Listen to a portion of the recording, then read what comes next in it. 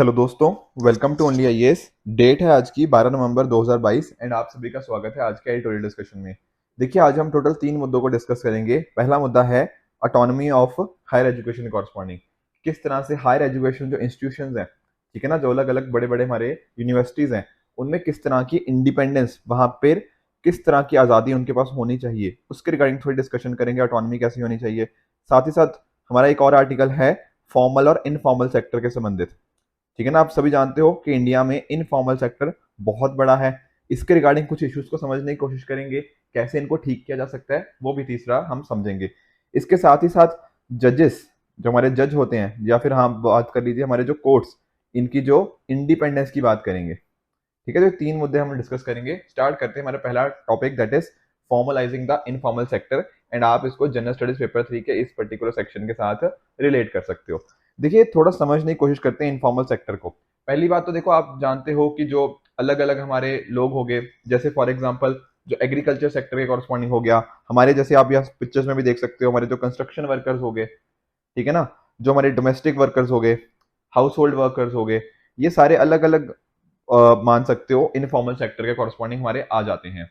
इनमें भी देखो हमें अलग अलग चीजें देखने को मिलती है, जैसे इनको सोशल सिक्योरिटी नहीं मिल पाती, यानी कि हेल्थ बेनिफिट्स हो गया, कई बार जो लीव के कॉरस्पॉन्डिंग बेनिफिट्स हो गया, मतलब पेड लीव इनको शायद नहीं मिलती, राइट। कई बार कुछ इंश्योरेंस के रिगार्डिंग कुछ बेनिफिट्स इनको लेने में काफी दिक्कत आती है, तो इस तरह के बेनिफिट्स इनको नहीं मिलते और इस वजह से इनकी कंडीशन काफी खराब हो जाती है।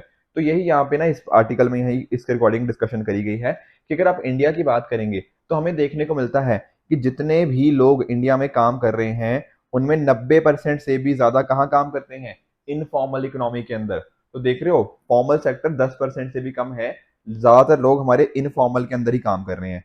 तो देखो, काम तो कर रहे हैं पर इनका आउटपुट बहुत कम है। मतलब जीडीपी में ना सिर्फ 50% कॉन्ट्रीब्यूशन है। देखो, लोग काम कर रहे हैं, 90% लोग इसमें काम कर रहे हैं, पर आउटपुट है सिर्फ और सिर्फ 50%। तो डोमिनेंस तो है एम्प्लॉयमेंट की तरफ, पर आउटपुट के अंदर कम कंट्रीब्यूशन है।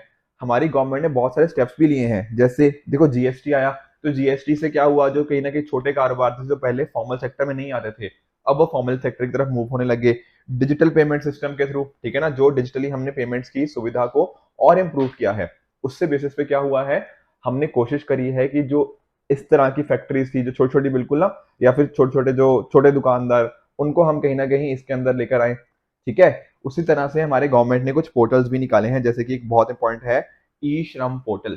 ठीक है, अब इस पोर्टल के कॉरस्पॉन्डिंग जो हमारे इनफॉर्मल सेक्टर के लोग हैं, उनकी एक तरह से कह लीजिए उनकी रजिस्ट्रेशन करी जाती है, उनका एनरोलमेंट किया जाता है। देखो, पॉइंट समझने की बात कोशिश करो। हमारी गवर्नमेंट है, गवर्नमेंट को कोई स्कीम बनानी है, पर स्कीम तो गवर्नमेंट तभी बना पाएगी ना जब गवर्नमेंट को अच्छे से पता होगा कि कितने लोग इस पर्टिकुलर इनफॉर्मल सेक्टर में काम कर रहे हैं, किस तरह का काम है, क्या दिक्कतें उनको आ रही हैं। ये डेटा तो चाहिए होगा ना गवर्नमेंट को, तभी तो उसके कॉरस्पॉन्डिंग स्कीम बना पाएगी। तो इसीलिए हमने क्या किया है, ई श्रम पोर्टल लेकर आए हैं, ताकि हम इसके बेसिस के ऊपर देख पाए, डेटा वगैरह हमें मिल पाए, ताकि उसके बेसिस पे हम जो अलग अलग डिसीजन हैं उनको लेकर आ पाए।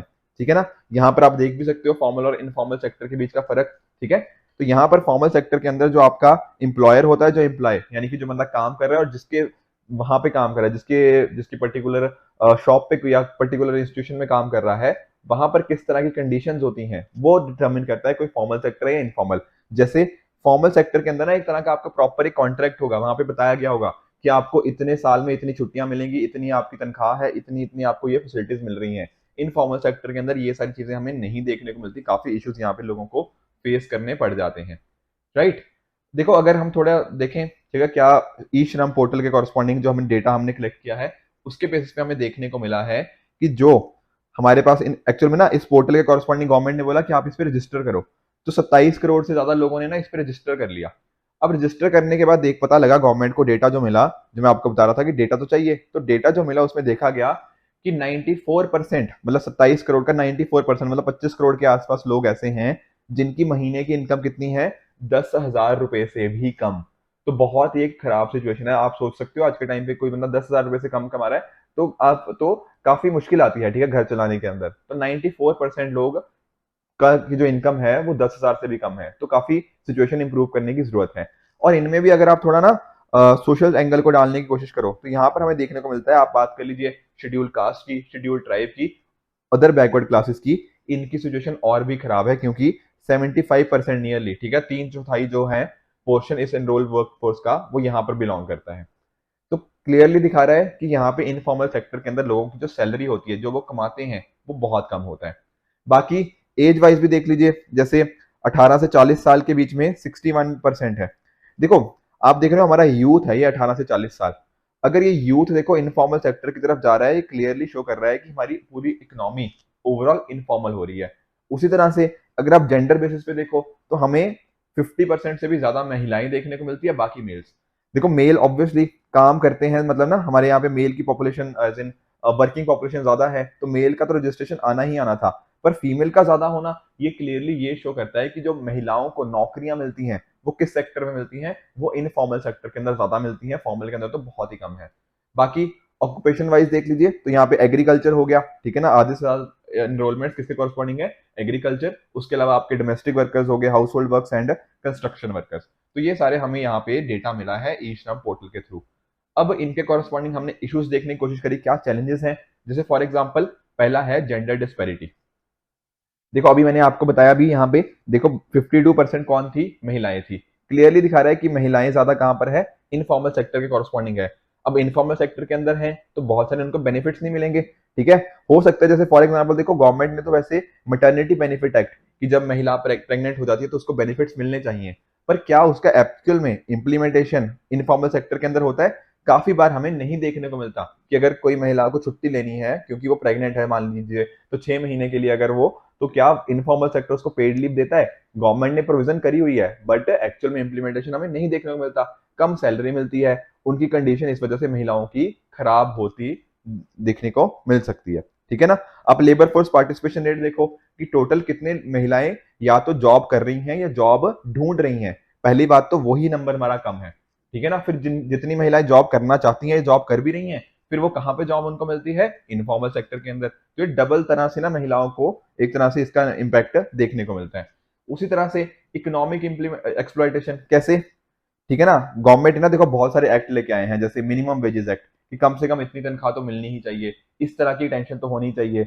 आपकी सेफ्टी, जो वहां पे वर्कर्स काम कर रहे हैं उनकी सेफ्टी के रिगार्डिंग, ऑक्यूपेशनल हजार्ड के रिगार्डिंग कि वहां पे ना कुछ ऐसा ना हो कि जिसकी वजह से वहां के जो काम वर्कर हैं उनको उनकी डेथ हो जाए या उनकी हेल्थ को नेगेटिवली इम्पैक्ट हो। इसके रिगार्डिंग गवर्नमेंट ने बहुत सारी प्रोविजन बनाई हुई हैं, पर क्या ये प्रोविजन आपको लगता है इनफॉर्मल सेक्टर उनको मान रहा है, नहीं मान रहा, ठीक है ना। ये दिक्कतें आ रही हैं। हमने कोड ऑन वेजेस लेके आए हुए हैं, तो इसके कॉरस्पॉन्डिंग इसका स्कोप भी अभी लिमिटेड ही है। तो यहाँ पर काम करने की जरूरत है क्योंकि इनफॉर्मल सेक्टर में जो लोग काम करते हैं उनकी इकोनॉमिकली बहुत ज्यादा एक्सप्लॉयटेशन होती है। इसका तीसरा इम्पैक्ट जो है या तीसरा चैलेंज है वो गवर्नमेंट के ऊपर खुद आता है। देखो कुछ लोग ऐसे हो सकते हैं जो कहीं ना कहीं, जैसे मान लो एक बंदा है, एम्प्लॉयर है, ठीक है, एक बंदे की खुद की दुकान है, कोई बड़ी दुकान है, पर ये खुद अपने आप को इसके क्या किया हुआ है, इनफॉर्मल सेक्टर के अंदर रखा हुआ है। तो इनफॉर्मल सेक्टर के अंदर होने की वजह से डायरेक्टली रेगुलेशन नहीं है इस बंदे का।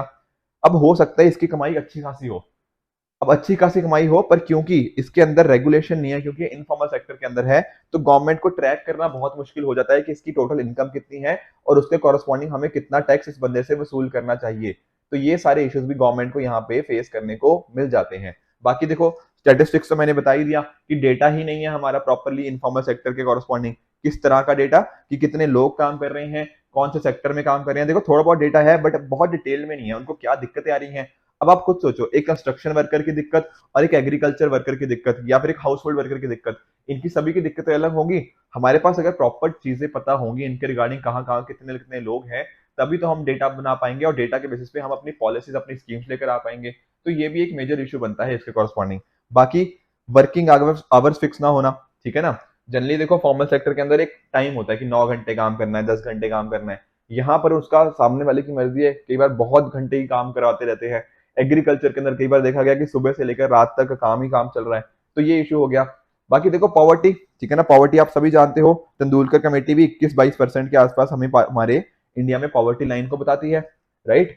तो इसी जो पॉवर्टी है, जो लोग गरीबी रेखा के नीचे हैं, वो इसी वजह से है क्योंकि इनफॉर्मल सेक्टर उसके पीछे एक इम्पैक्ट आ गया। बाकी देखो डिजास्टर हो गया, जैसे कई बार देखो फ्लड्स आ गया, ठीक है ना, या फिर अर्थक्वेक आ गया। आप खुद सोचो जब हमें कहीं ना कहीं बाढ़ देखने को मिलती है, कभी अर्थक्वेक देखने को मिलता है, या फिर और कोई डिजास्टर देखने को मिलता है, उसका नेगेटिव इम्पैक्ट आप खुद बताओ किसके ऊपर आता है? क्या गरीबों के ऊपर आता है या अमीरों के ऊपर आता है? देखो अमीर, मैं ऐसा नहीं कह रहा कि उनके ऊपर नहीं आएगा, बट कहीं ना कहीं उस इम्पैक्ट को मिनिमाइज कर लेते हैं किसी ना किसी तरह से, कुछ ना कुछ उनके पास प्रोटेक्शन मेजर्स होते हैं।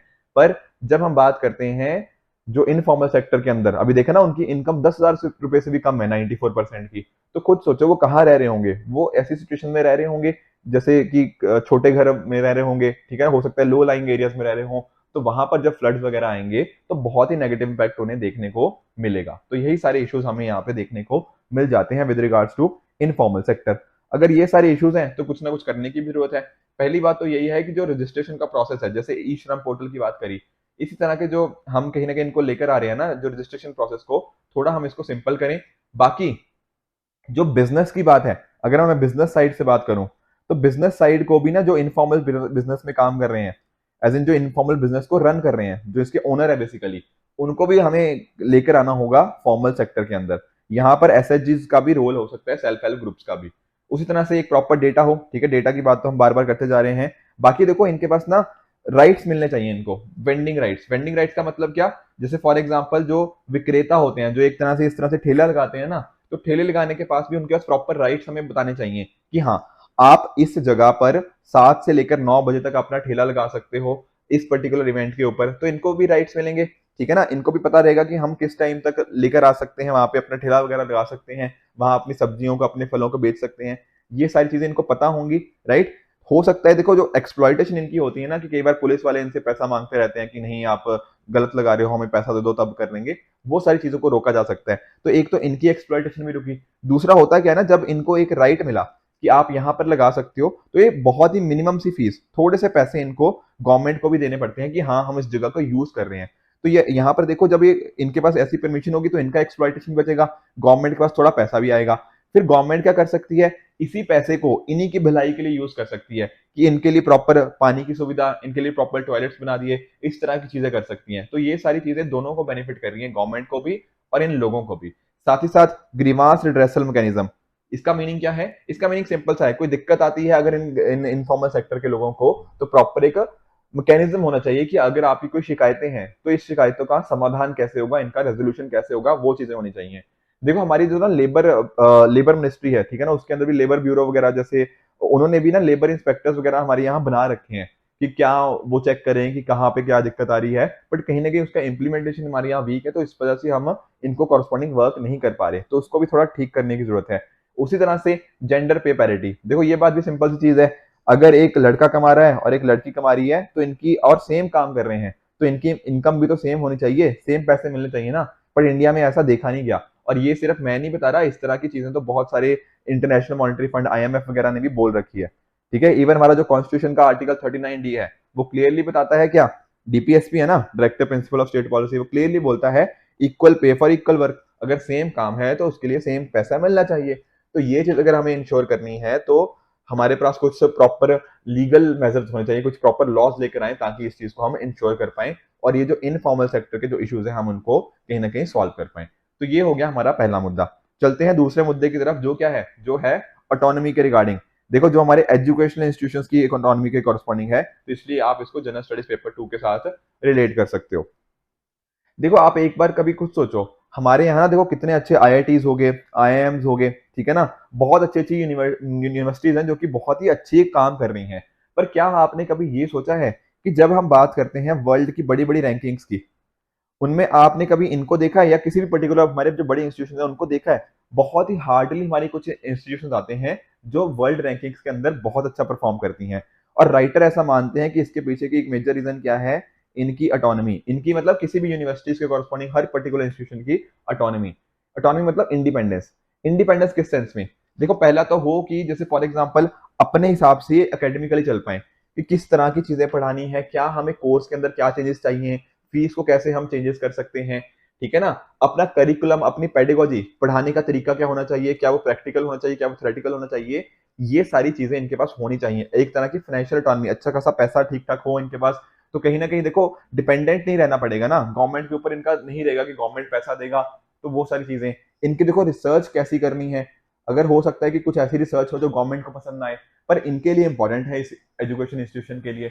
तो इस तरह की चीजें, अगर ऑटोनॉमी होती है ना, थोड़ी इंडिपेंडेंस होती है, तो वो पर्टिकुलर इंस्टीट्यूशन या वो पर्टिकुलर यूनिवर्सिटी अच्छा काम करती है। बट इंडिया के केस में ऐसा नहीं देखा गया। अगर आप देखो कहीं ना कहीं बाकी और इंस्टीट्यूशंस की देखोगे ना, आप यूरोप के कुछ इंस्टीट्यूशंस की बात कर लो, वहां पर हमें ये बात देखने को मिलती है कि वहां पर यूनिवर्सिटीज के पास अच्छी खासी ऑटोनॉमी होती है।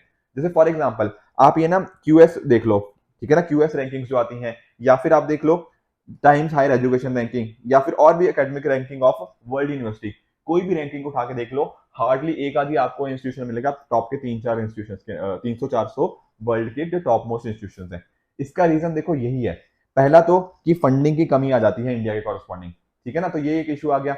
बाकी दूसरे इश्यूज जो थे वो अकेडमिकली कॉरस्पॉन्डिंग ही है, जो ऑटोनॉमी से संबंधित है, कि किस तरह से फैकल्टी का रिक्रूटमेंट का प्रोसेस क्या होना चाहिए, स्टूडेंट कितनी एडमिशन होनी चाहिए, डिग्रीज वगैरह, ये सारी चीजें। अब देखो यूजीसी ना इन सारी चीजों को मैनेज करती है, या फिर all India council of technical education AICT की गाइडलाइंस के बेसिस के ऊपर, तो इनको ना ये बताती है, ये दोनों इंस्टीट्यूशन एक तरह से जो बाकी और हमारे अलग अलग इंस्टीट्यूशन है उनको बताते हैं, एजुकेशनल इंस्टीट्यूशन को, कि आपको ये चीजें करनी है। अब देखो ये बात ठीक है, ऊपर से गाइडलाइंस होंगी तो थोड़ा आइडिया रहेगा, पर ऐसा नहीं होना चाहिए ना कि हर चीज में इनका इंटरफेरेंस हो। देखो दो वर्ड होते हैं, आप एक तो होता है कि लोगों को आप गाइडलाइंस दो, उनको आइडिया दो कि हाँ हमें ना इस डायरेक्शन में मूव करना है, हमारा आइडिया कुछ इस तरह से हो, एक तो ये हो गया। एक होता है इंटरफेयर करना, ये अपना कुछ काम कर रहे हैं, उसमें हर चीज में अगर कोई इंटरफेयर करता रहेगा कि नहीं ये चीज इसी तरह से होगी, ये चीज इसी तरह से होगी, तो ये लोग जो इंस्टीट्यूशंस हैं हमारे, जो अलग अलग एजुकेशनल इंस्टीट्यूशंस हैं, ये अपनी इनोवेशन कैसे दिखा पाएंगे अगर हर चीज ही देखो ऊपर से ही डिसीजन बन के आ रहा है कि ये चीज आपको ऐसे ही करनी है, इसमें कोई चेंजेस नहीं कर सकते, तो वो बड़ी दिक्कत वाली बात हो जाती है। और इन पर्टिकुलर यूनिवर्सिटीज को हर चीज ओबीडियंस की तरह लेनी पड़ती है कि हाँ हम इसमें कोई चेंजेस नहीं कर सकते, हमें अगर बोला गया है कि आपको इसी चीज पे रिसर्च करनी है, या फिर यही चीज इस तरह से ही पढ़ानी है, इतना ही सिलेबस पढ़ाना है, ये नहीं पढ़ाना, तो यहाँ पर इनके कॉरस्पॉन्डिंग बहुत ज्यादा ऑटोनॉमी नहीं रहती। और यही एक मेजर इशू आता है कि जब हम बात करते हैं यूरोप या बाकी और बड़ी बड़ी जो यूनिवर्सिटीज हैं दुनिया लेवल पे, वहां पर वो बहुत बेहतर कर रही है इंडिया से, और इंडिया यहाँ पे कहीं ना कहीं पिछड़ गया है। तो देखो ऐसा नहीं है कि ये हम पहली बार कभी डिस्कस कर रहे हैं, हमारे जो अलग अलग पॉलिसी मेकर्स हैं ना, उन्होंने भी इस चीज को नोटिस किया हुआ है। किस चीज को नोटिस किया हुआ है? कि जो हमारे एजुकेशनल इंस्टीट्यूशंस हैं उनके पास प्रॉपर इंडिपेंडेंस नहीं है। चाहे आप देख लो न्यू एजुकेशन पॉलिसी देख लो जो एनईपी 2020 आया, कस्तूरी रंगन जी ने भी बहुत बार बोला हुआ है कि हमें इंडिपेंडेंस होनी चाहिए हायर एजुकेशन के अंदर। तो जब भी ये बातें बोली गई हैं, तो दिक्कत पता क्या है? दिक्कत ये है कि ये सारी चीजें हम बात कर लेते हैं, क्रिएटिविटी की, इनोवेशन की, टीचर की कितने नंबर्स होने चाहिए, या ना टीचर का कितना, टीचर टू स्टूडेंट रेशो कितनी होनी चाहिए, ये सारी बातें यहाँ पे करी जाती है। पर दिक्कत क्या है? दिक्कत है कि हम इनको फॉलो नहीं करते, ठीक है ना। न्यू एजुकेशन पॉलिसी है, इसके पहले की जो पॉलिसीज हैं उन्होंने भी ये बातें करी गई हैं, ठीक है, बट उसको हमने प्रॉपरली इम्प्लीमेंटेशन नहीं किया गया। तो जरूरत क्या है? जरूरत है इसी चीज की तरफ हमें मूव करने की, ताकि जो यूनिवर्सिटीज हमारी कहीं ना कहीं अपनी इंडिपेंडेंस को खो रही हैं, ठीक है ना, उस डायरेक्शन में हम इसको कवर कर पाए। न्यू एजुकेशन पॉलिसी एक अच्छा तरीका हो सकता है अपनी ऑटोनॉमी की तरफ मूव करने के लिए, और यही सारी चीजें हमारी वर्क कर सकती हैं कि जो यूनिवर्सिटीज अपनी ऑटोनॉमी को खो रही हैं उसको हम कहीं ना कहीं बचा पाए। रूल्स होने चाहिए, देखो ध्यान से समझना, रूल्स होने चाहिए, ऐसा नहीं है कि रूल्स ना हो, रूल्स होने चाहिए, पर वो रूल्स इस तरह से होने चाहिए कि आपको वो गाइड करें कि आपका फाइनल गोल क्या होना चाहिए, उस डायरेक्शन में आपको गाइड करें। पर ये ऐसा नहीं होना चाहिए कि वो माइक्रो मैनेजमेंट बन जाए, कि हर चीज ऊपर से ही बताई जा रही है, आपकी अपनी इनोवेशन, आपकी अपनी क्रिएटिविटी कुछ रही ही नहीं। जब इस तरह की सिचुएशन आती है ना, तो वो इंटरफेरेंस का काम बन जाती है, और इंटरफेरेंस काफी गलत हो जाता है एजुकेशन इंस्टीट्यूशंस के कॉरस्पॉन्डिंग। तो दोनों के बीच में ना एक तरह की बैलेंस बनाने की कोशिश करनी चाहिए कि रूल्स रेगुलेशंस हो, बट वो माइक्रो मैनेज, वो इंटरफेरेंस एजुकेशन इंस्टीट्यूशन के अंदर ना बने, ताकि वो ऑटोनॉमी के बेसिस के ऊपर यूनिवर्सिटीज हमारी अच्छा कर पाए। फिर जो वर्ल्ड रैंकिंग देखी, चाहे क्यूएस वर्ल्ड रैंकिंग हो गया, ठीक है ना, या फिर टाइम्स की हायर एजुकेशन रैंकिंग होगी, उसमें इंडिया और आगे बढ़ पाए और हमारे एजुकेशन इंस्टीट्यूशन और अपनी ऑटोनॉमी को बढ़ा पाए। हमारा नेक्स्ट आर्टिकल है अ कोट ऑफ द फ्यूचर के कॉरस्पॉन्डिंग, और इसको आप जनरल स्टडीज पेपर 2 के इस पर्टिकुलर कंपोनेंट के साथ रिलेट कर सकते हो। देखो यहाँ पर राइटर पहले बात कर रहे हैं कि जो इंडिया का हाईएस्ट कोर्ट है, दैट इज सुप्रीम कोर्ट, उसका हर जगह वो प्रेजेंट है, एज इन कि देखो कहीं भी किसी भी चीज की जजमेंट हो तो फाइनल डिसीजन किसके पास आता है? ऑब्वियसली सुप्रीम कोर्ट के कॉरस्पॉन्डिंग। चाहे आप ट्रिब्यूनल का देख लो, आप सेंट्रल गवर्नमेंट हो गया, स्टेट गवर्नमेंट, हाई कोर्ट्स, किसी का भी डिसीजन होता है, इंडियन किसके ऊपर पावर किसके पास आती है? पावर ऑब्वियसली हमारे सुप्रीम कोर्ट के पास ही आती है। तो जब इस तरह की हमारे पास पावर्स हैं तो डेफिनेटली इनकी इंडिपेंडेंस को मेंटेन करना एक बहुत इंपॉर्टेंट रोल बन जाता है, ठीक है ना। तो देखो अगर बात करें, देखो आर्टिकल का नाम ही क्या है, कोर्ट ऑफ द फ्यूचर, तो कहने की बात कर रहे हैं कि क्या फ्यूचर के अंदर भी हम इस चीज को कर पाएंगे, इस इंडिपेंडेंस को अपनी एग्जर्ट कर पाएंगे जजेस। तो यहाँ पर ना राइटर ने बात करी गई है यूनाइटेड स्टेट्स ऑफ अमेरिका की। देखो यूएसए के आप जानते हो कि वहां की जुडिशरी बहुत ही ज्यादा स्ट्रांग है। तो वहां से कुछ एग्जांपल्स यहाँ पे राइटर कोट कर रहे हैं कि वहां पर की जो जजेस हैं वो अपनी इंडिपेंडेंस को असर्ट कैसे करते हैं। तो मैं आपको एक एग्जांपल बताता हूँ। मान लीजिए ना, जैसे वहां पर किसी जजेस ने कुछ, कोई जज के कॉरेस्पॉन्डिंग कुछ इशू आता है, ठीक है ना। कोई जज को लगता है कि उसने कुछ मतलब जैसे ना इस जज ने मान लीजिए कुछ गलत कर दिया, तो एक बॉडी ऑफ जजेस बनती है, ठीक है, काफी सारे जज होंगे इसमें। वो चेक करेंगे कि इस जज के कॉरेस्पॉन्डिंग क्या इशू था, ठीक है ना, क्या इस पर्टिकुलर कॉरेस्पॉन्डिंग ने क्या इसने कुछ पर्टिकुलर एक्ट को वायलेट किया, ठीक है ना। इस तरह की चीजें यहाँ पे चेक करी जाती हैं बाय अ सर्टेन बॉडी, ठीक है ना। तो एक तरह का जुडिशियल काउंसिल कह लो इसको, एक बॉडी ऑफ जजेस। तो इस तरह से ना ये जजेस की जो बॉडी है ये इंश्योर करने की कोशिश करती है कि ये जजेस की इंडिपेंडेंस को चेक करती रहे। ऑन द अदर हैंड ये जज भी ऊपर से बोल सकता है इनको कॉरेस्पॉन्डिंग की नहीं आप गलत बता रहे हो, मेरी खुद की भी इंडिपेंडेंस है। तो इस तरह की इंश्योरिंग करी गई है वहां के कॉन्स्टिट्यूशन के थ्रू ही, ताकि इंश्योर किया जा पाए कि जजेस की जो इंडिपेंडेंस है वो मेंटेन करी जा पाए, राइट। तो यही चीज होती है। पर राइटर इसके साथ ये बात कर रहे हैं कि ऑब्वियसली इंडिपेंडेंस इंपॉर्टेंस है, बट साथ ही साथ एक तरह की अकाउंटेबिलिटी भी तो इंपॉर्टेंट है कि जजेस के पास ऑब्वियसली बहुत सारी पावर्स हैं। पर कहीं ना कहीं अगर हम यूएस से सीखते हुए कि वहां पर कितना स्ट्रांगली उन्होंने जुडिशियल इंडिपेंडेंस को मेंटेन करा है, ऐसा देखो उन्होंने इंश्योर किया है कि जो फॉर एग्जांपल एग्जीक्यूटिव हो गया, हमारा जो लेजिस्लेचर हो गया, ये इंटरफेयर ना करे जुडिशरी के अंदर, ये इंश्योर करने की बात है, ठीक है ना। तो फ्यूचर के अंदर भी हम अमेरिकन मॉडल से सीख सकते हैं ताकि हम ये जुडिशियल इंडिपेंडेंस को मेंटेन कर पाए। हमारे पास देखो बहुत सारे केसेस भी होते हैं, जैसे फॉर एग्जांपल आप यहाँ पर देख सकते हो सलेम एडवोकेट बार एसोसिएशन का केस। यहाँ पर देखो जो हमारे जस्टिसेस थे उन्होंने क्या कहा, उन्होंने अलग अलग हाई कोर्ट को ना एक तरह का ब्लूप्रिंट दे दिया।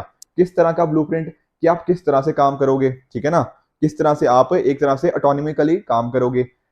एट द सेम टाइम जो आप एक चीज जानते हो कि जो हायर कोर्ट्स होते हैं, they are the sorry high courts होते हैं, वो भी एक तरह के हायर कोर्ट्स ही होते हैं। और ऐसा नहीं है कि वो अपने आप में भी तो उनकी इंडिपेंडेंस होती है। तो हमें देखो दो चीजें इंश्योर करनी है।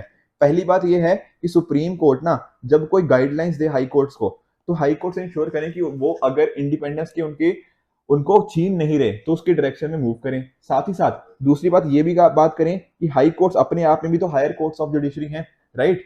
तो इसके वजह से ऐसा ना हो कि वो कहीं ना कहीं अनसरेबल ना रहे, समझ रहे हो, कि दोनों को मेंटेन करने की जरूरत है, दोनों के बीच में एक तरह का बैलेंस होगा, उसी के बेसिस पे अच्छे से ये काम हो पाएगा, ठीक है।